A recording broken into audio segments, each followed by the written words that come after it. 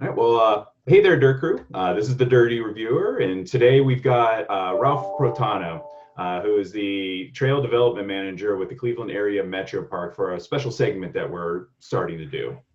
So during these interviews, we're going to connect with your local and land managers, try to kind of get to know the people that are keeping your trails operating, and provide some insight into how the trail started, how they stay open, and ultimately what does it take to maintain season over season. So I did actually meet with Ralph during a volunteer day out in the Bedford Trail system, and he was gracious enough to send some emails back and forth and ultimately agree to join us for today's session. So it's great to have you here with us today, Ralph. Awesome to be here. I really appreciate it. Yeah, appreciate it as well. And you told me that you actually had a pretty nasty toe fracture. How did that happen? I wish it was more glorious than it was. There's just a bunch of I'd say poorly placed steel in our shop, and came in on a Sunday morning just to throw a tarp where it belonged, and the steel came down, met my toe, and the steel won.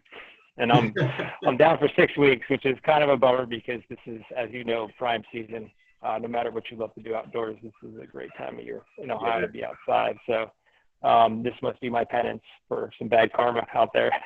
Yeah, I'm sure you got away with some stuff, at least out on the trails that maybe you deserved it. So this is 100%. Yep, exactly. So now I'll be dialed in hard working for everybody else, making sure that they have a great season here. So that's awesome. So, in that kind of vein, working for the Cleveland Metro Parks, how did you get started with that? And really, what was your start with working there? sure. So I started in trails a few years before I landed at the Metro Parks. I'm actually originally from New Jersey. Okay. Most of my original trail construction experience came in working in wilderness areas. I started in the New Hampshire Conservation Corps, worked a lot in the White Mountains, was able to join crews on the Pacific Crest Trail in California, the Appalachian Trail out east. I've worked for professional trail contractors. So I kind of dove right into the world of trail construction. Was very lucky, met my wife out actually in California. She's from Fairview Park, Ohio. So visiting her, that's kind of how I first learned about the Metro Parks. There were some bike rides down in Rocky River, and I'm certain I poached a few trails back then. But fell in love with the place. It was just, there's very few resources like this nationally.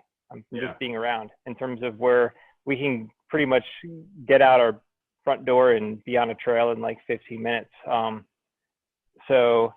In 2012, they started a trails program here in Cleveland Metro Parks. They had a posting, applied. I was just really excited at the opportunity because it was a new division. They were going to build it from the ground up. I knew that they were going to tackle mountain biking. There were no mountain biking trails here when we first started. And I just think the potential there was right. And Cleveland Metro Parks is a great organization. They really take a lot of pride in their product, and it's just an awesome experience working here and getting the trails. We're just kind of getting started. I'll probably talk about that a little bit more, but we're just getting started. But it's just been exciting to kind of get this out of the ground level and start to really begin to see the fruits of some of our labor here.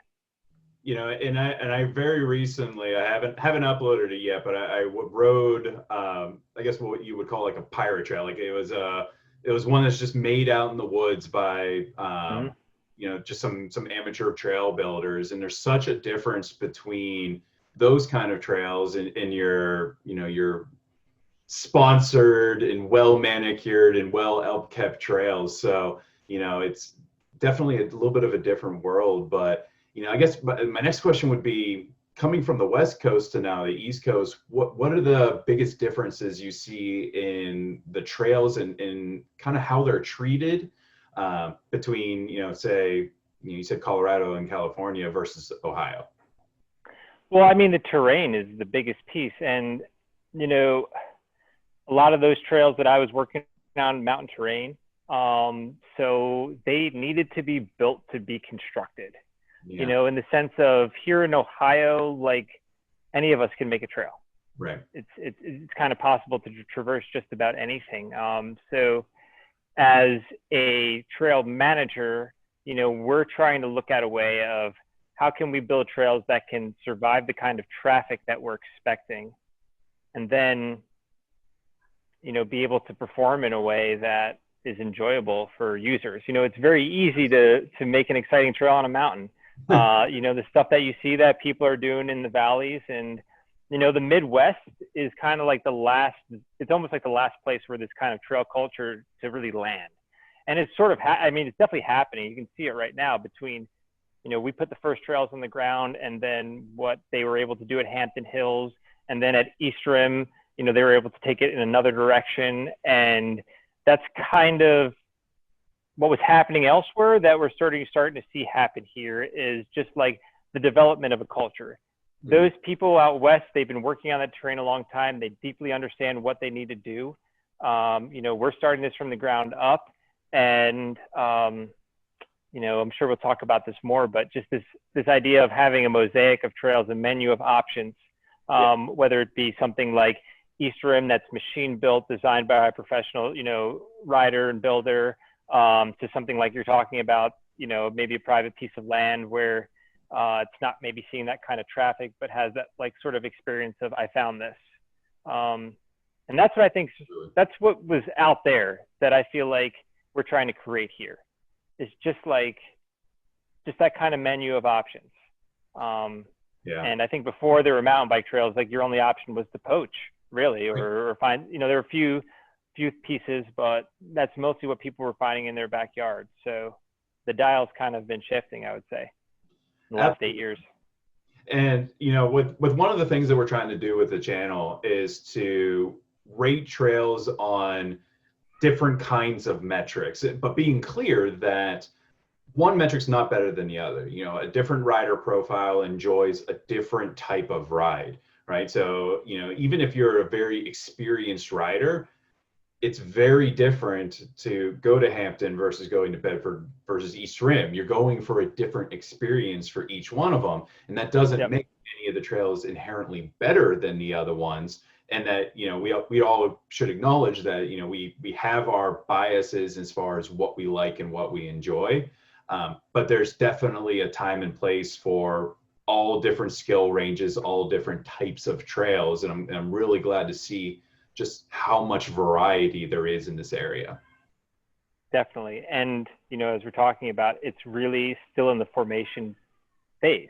Yeah. So I really think between what's happened at East Rim and what we're trying to get into, and, what other plans that I see, there's a new trail, Big Creek, on the east side. So I'm really excited about that. So I think it's, the more that we're complementing each other, the better this is going to be. Absolutely.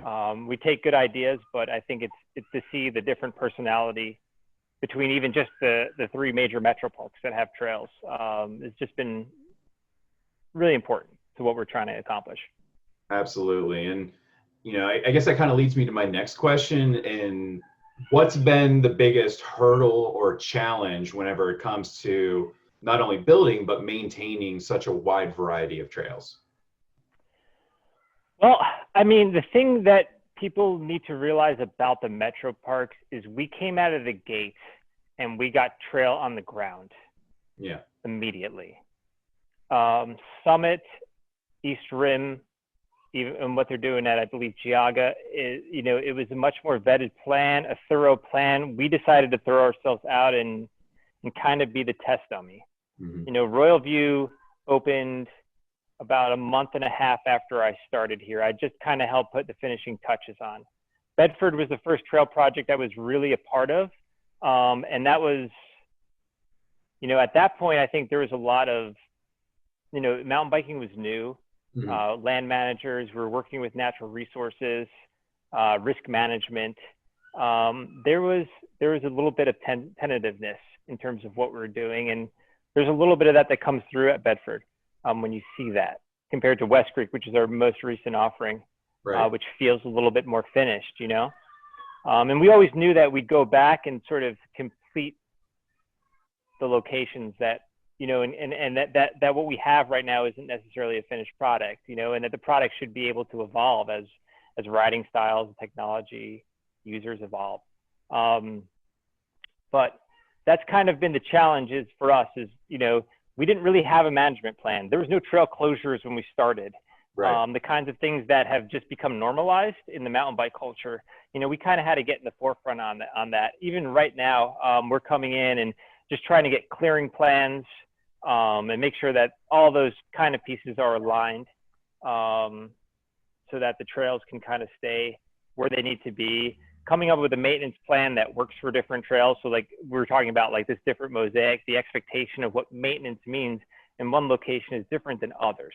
Right. So people who come from like a construction kind of background or a maintenance kind of background, they're used to kind of standards, and there are standards, sure, that we follow, but everything needs to be really site specific. So I would say that the challenge is kind of been sort of like we got out of the gate, we just got things open, and now sort of stepping back and kind of figuring out what we really want to be. Right. When we started, the Canva vision was 100 miles of trail in Northeast Ohio, which is an awesome goal. But I think we realized if you have 100 miles of monotonous trail, that's probably going to speak less to users than, maybe something that's like 40 or 50 miles of really high quality trails. Look at the destinations that people are riding at now.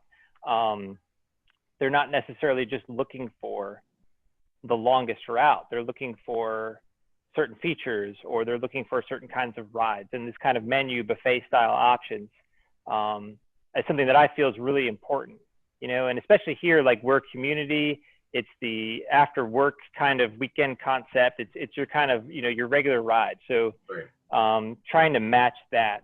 And, I came from wilderness. I came from a really different background. Urban trails, like the volume of users that we see, the types of users that we see on trails, we get more visitation to our trails than Smoky Mountain National Park does, because it's the same people coming every day and every weekend and riding multiple laps. So the boots on the ground and the tires on the ground here matches, some of the most popular destinations in the country. So we have to kind of like think about all this kind of stuff when we're managing trails. And I think in addition to that, I spoke a little bit to the NR side of things, and, I do have a natural resource background myself, and the people who come into the program and the way that I was trained is that you really have two clients, and one is your trail users and one is the terrain, and the trail user is the one that we hear the clearest. But the terrain, it seems to have the last word. And, a really well thought trail and a really successful trail, it's able to bend to both, but when we're making decisions, it's always going to lean towards the terrain. And, that's just, you're basically dealing with the left and the right. So trying to find balance between that, has definitely taken some time. And talking about balance, I'm sure you get lots of feedback on, what could be improved or what you should be doing, or adding features or increasing difficulty or just making stuff more fun, right? Exactly. How do you balance the needs of such a high volume with the wants of those maybe vocal minority that want to drastically change things? Definitely. I mean, I think of it as like triage right now. I mean, there's a lot that we want to do, but if we're going to actually be successful and start to see results fast, we need to triage. Mm-hmm. So, like West Creek's the last project that fell on us, and it was something that we were really asked to build. And I thought it was really important to do it because it created a new model of what people could expect in terms of trail. Right. Now, West Creek is super beginner, and not every trail needs to be like that, but it's the trail that's open first right now. Right. It's probably one of the last to close. We're starting to integrate some very small features on it, and something that I like there is this A-line, B-line opportunity, is rather than create a dedicated technical trails, is including technical features so that the progression is right there in front of you on trails. Yeah. And that's getting that progression is really important to us. But when I think about triage, the biggest problem I feel like we have in this area is the riding season in your back door is too short. If you look at a lot of seasons right now, Bedford and Royal View and even East Rim and Hampton, you might not be looking till late May, June, depending on weather. Right. And then if it's shutting down at the end of October, that's maybe half a year. Yeah. So if I think about triage, if I can get that riding season, we've done this at West Creek, and get it open in April, and can we extend it to like December? That gives you that 3 months of true winter of freeze thaw. And that's what the open close policy is really all about. Can we get our trails so that we can extend the season from April to December? Then you're going to open up the sport, I think, tremendously. And that's something that we can really do as Metroparks and as Urban Trails, is that ability for you're having a bad day in April and you love to mountain bike, and that opportunity's there. Yeah. And I feel like if we can get there first, then we can start to look at that second option of a beeline or a second trail or something like that. Mm-hmm. But it takes a lot of work to really go in and integrate these kinds of changes. So, we just went in at Royal View. A lot of people know about the half mile or so that we worked on Red West. Yeah. It's very controversial. A lot of people have spoken to me spiritedly about how they feel about it. I understand the need for that, for routes and technical, and we spend so much time thinking about our bikes and equipping them for those moments. Right. And then for the trail manager to take that away, that can be really kind of just frustrating for people. But at the same time, I look at that trail as a trail manager, and that started as a 2-foot wide cut in the earth. And Royal View, if you didn't know, is really sensitive area, headwater watershed. It was very tough to even get the tape cut to go in there. Wow.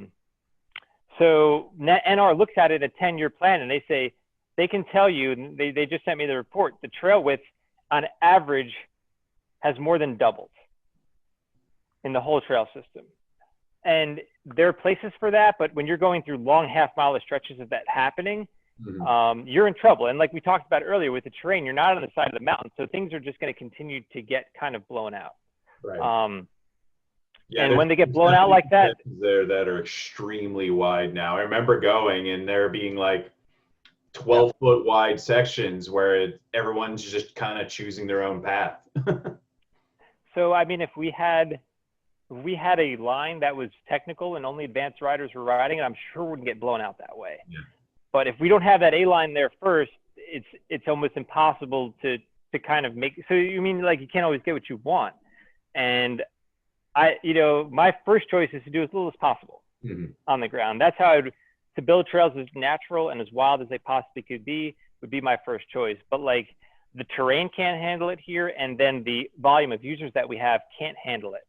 So we're looking at Royal View right now, and the way I see it is, if we can take the red loop and create a trail that could be open more consistently, handle more traffic, then perhaps if you're familiar, most people who are listening to this will be familiar. The yellow trail on the outside, a little bit harder to access. People love that route the way that it is right now. Yeah. Can we manage that more primitively, take some of the stress off of it?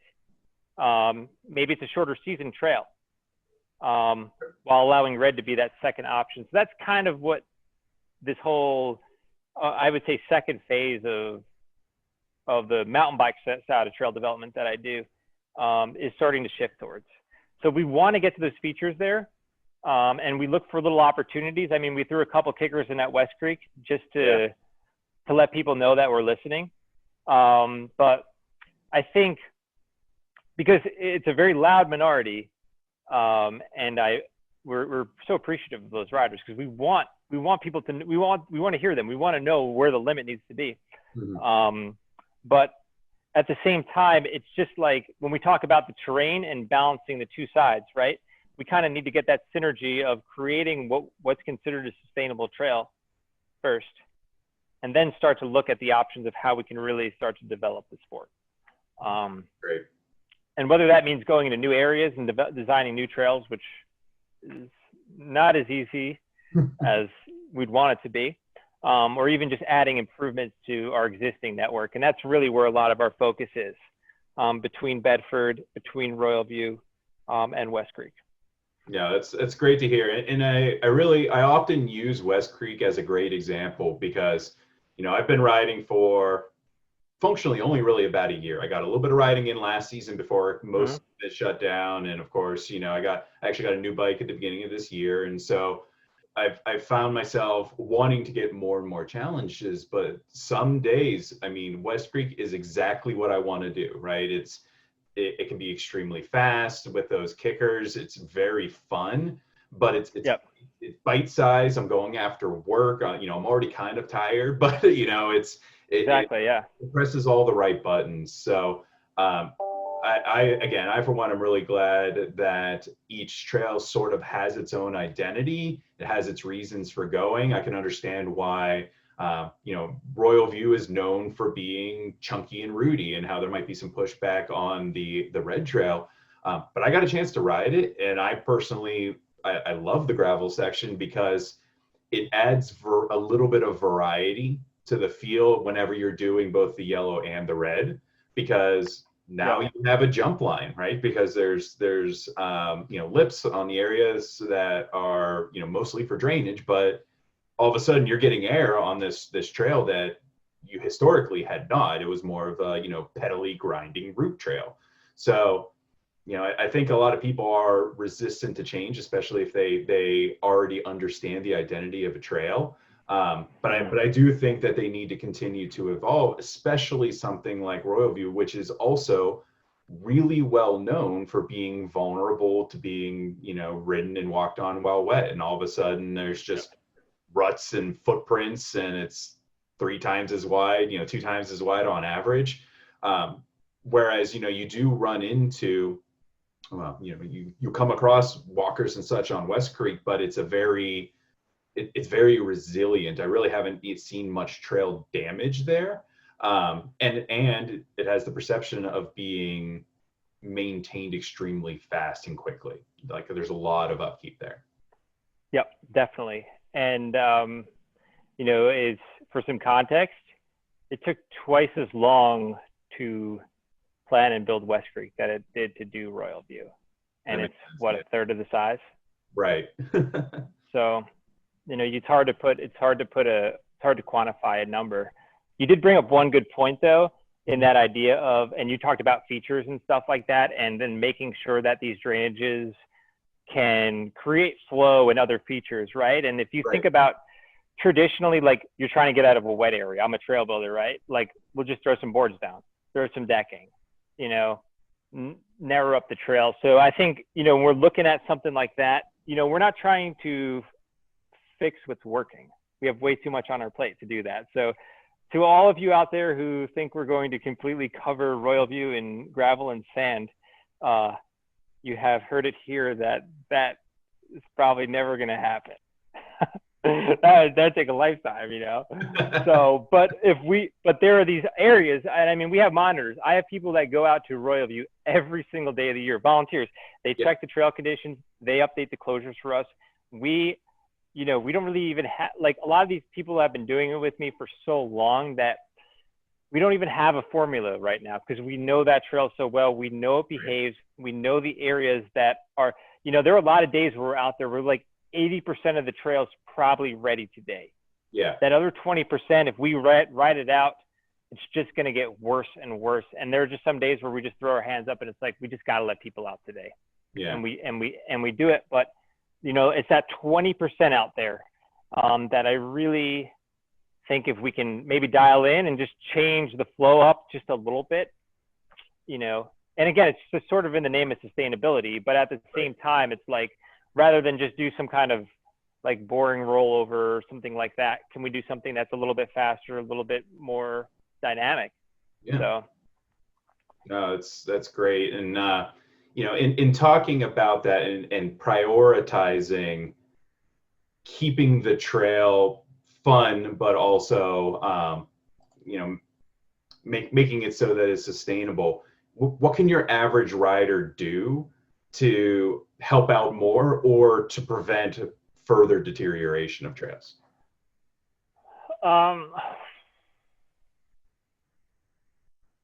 that's a great question. I would say, off the bat, I mean, the trail closure policy that we have, it's not perfect, Mhm. but I'd say it's important to listen to with what we're doing. I mean, everybody can work on their riding skills a little bit and not be afraid of those routes and not be afraid of those features, and that's kind of most important, is like keeping that trail narrow.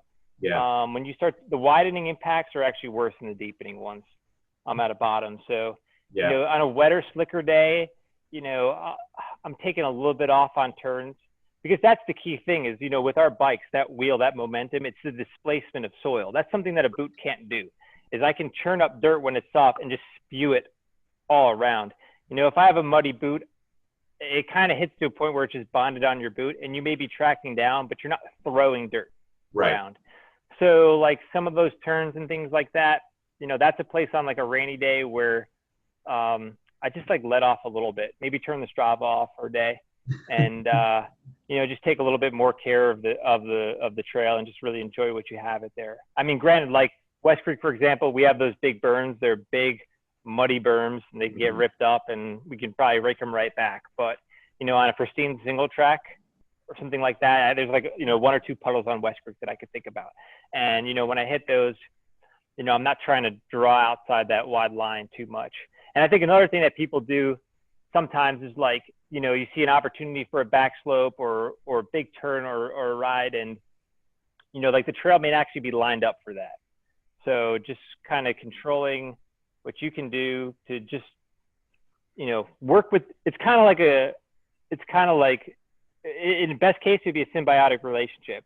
Like if a line's not working and you guys are starting to shift it, like we understand that, right? But then sometimes some riders can find some things like those cheater lines, and, they may shave a little bit of time, but they just create more work for us. Like that downhill on red, I know that we've had some volunteer groups, and Canva's been out on yellow, just trying to narrow that track back up. Right. And, I think just like kind of working together to just really like commit to a few different lines rather than like 10 lines would really make our job easier. Yeah, and I think you made a great point that it's always easier to fix deep erosion than trail widening. So, if you come up to a slick spot, a wet spot, a puddle, stand up if you need to, to get as little of it on you as possible, but it's always better to ride through than it is to ride around and cause more damage. Definitely. Yeah. And if a feature is hard, and you see like yourself getting off trail to maintain, maybe it's time to walk it off, and you can walk your bike over and maybe get a feel for what that feature is. And try to tackle it the next time, get some elbow guards. Well, hey, we're coming up here on time. I've really appreciated everything so far. I guess before we wrap up, what's something that's maybe happening behind the scenes, or any changes in the Metroparks or the systems in the next 6 to 12 months that we can look forward to? Sure. I mean, obviously we're in the middle of this pandemic. Yeah. It really hit us.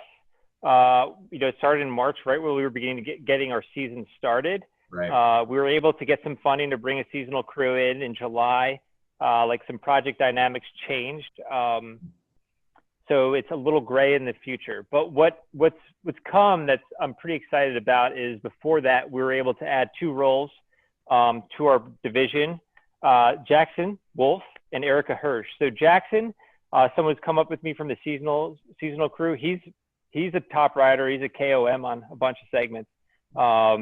And he's working with me because you have to keep in mind, I don't just do mountain biking. I do hiking trails. I do bridle trails. We do the whole system. So now we have somebody, and park managers, they're maybe used to managing trails, but as we know, mountain bike trails are just a little bit different. Yeah. They need that special touch. So we have Jackson in. He's focusing on helping manage our seasonal crews, and he's kind of looking at just really dialing our trail management plan at these 3 trails. Great. And sort of making sure that it continues to just hit higher standards. Mhm. And then we have Erica, and she's working really hard with our volunteer program, uh, expanding our trail monitoring. She's also working on trail signage, which has come up at North Chagrin and Hinckley.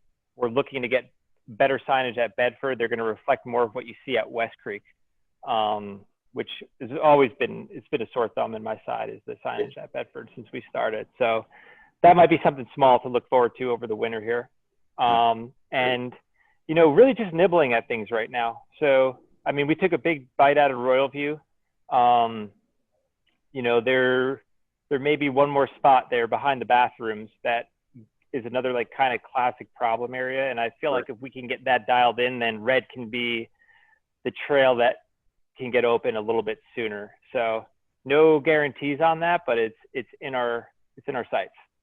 Maybe we can fix up some of the missing logs and stuff in the advanced section that have. Yeah. Okay. Yeah. That's definitely going to happen too. You know, I think we have some ideas about the out and back. Yeah. To maybe to kind of hit that want of some of those more advanced riders. We've been talking about it. For the time being, we just want to get back there and make it structurally safe again. Right.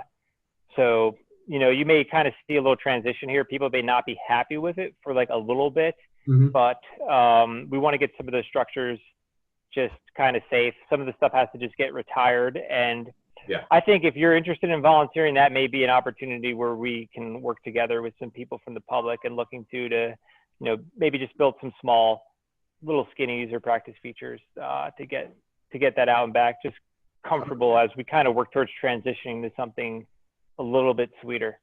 I'd love to see a sessionable and repeatable skills area that people can go to within the Cleveland Metroparks. So I think that would be great if that would be a project to work on for sure. Cool. Awesome. Well, hey, we are at time, but you know, thank you so much, Ralph, for your time today, providing just tons of insight into what goes into building and maintaining the public trails that, I mean, everyone loves so much. There's a reason that there's a lot of vocality around it, because people truly love the trails. So, you know, before we go, is there anything that, you know, you'd really like to stick with people or for people to hear before you go? We're just so grateful. I mean, this sport has grown tremendously in the 8 years that I've been here. You know, I don't identify myself as a mountain biker first, but you know, I've like grown into the sport with everybody else, you know, in the sense of, I just see the way that it's changing people's lives, you know, and the idea of outdoor recreation is evolving. And, we're just really excited to be a part of it, you know, and I just hope that people can remain patient with us. You know, we want to get it. We wish we were 10 steps further than we are right now. Yeah. But just know, like, I see myself as a public servant. My staff sees ourselves as a public servant. Like, we are working for you guys. We're out there every day. You know, we live on these trails. We're right there beside you guys. So just keep coming out. Keep supporting us, keep doing what you're doing, keep telling us what you don't like. We don't take it personally, you know? And I think that, you know, if we chat again in a few years, like, we'll probably be scratching our heads at what we see today. Absolutely. Sounds like be patient, but also be willing to volunteer and, you know, listen to trail closures. Sure. That's a nice way to wrap it up. There you go. We appreciate you spending the time with us today, and I've included a link in the description where you can check out the closure status of all of your local trails. Thank you so much for watching, and let's go get dirty.